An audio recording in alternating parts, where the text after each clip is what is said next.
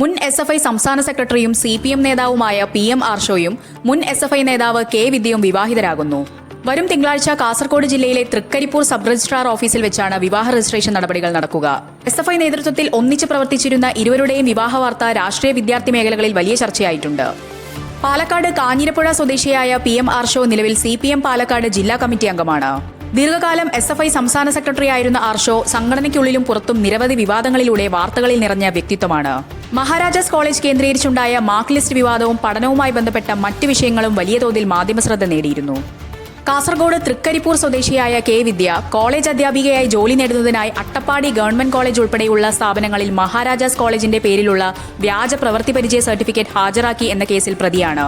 ഈ വ്യാജരേഖാ കേസ് കേരളത്തിലെ ഉന്നത വിദ്യാഭ്യാസ മേഖലയെയും SFI നേതൃത്വത്തെയും കടുത്ത പ്രതിരോധത്തിലാക്കിയിരുന്നു. ഈ കേസുമായി ബന്ധപ്പെട്ട് വിദ്യയ്ക്ക് ദിവസങ്ങളോളം ജയിൽവാസവും അനുഭവിക്കേണ്ടി വന്നിട്ടുണ്ട്. സംഘടനാ രംഗത്ത് സജീവമായിരുന്ന കാലത്ത് ഇരുവരും തമ്മിലുണ്ടായിരുന്ന സൗഹൃദമാണ് ഇപ്പോൾ വിവാഹത്തിലേക്ക് എത്തി നിൽക്കുന്നത്.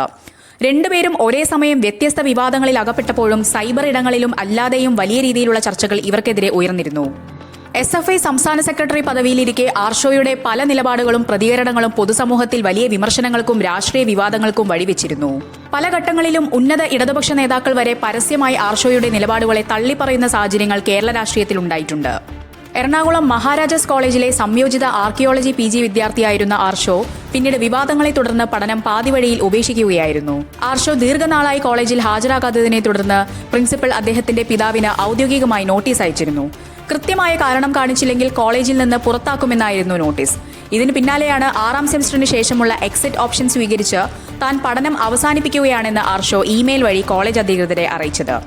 പ്രതിപക്ഷ വിദ്യാർത്ഥി സംഘടനകളുടെ കടുത്ത പ്രതിഷേധങ്ങൾക്കിടയിലും രാഷ്ട്രീയത്തിൽ സജീവമായി തുടർന്ന ആർഷോയ്ക്ക് CPM പിന്നീട് പാലക്കാട് ജില്ലാ കമ്മിറ്റിയിലേക്ക് ഭാരവാഹിത്വം നൽകുകയായിരുന്നു.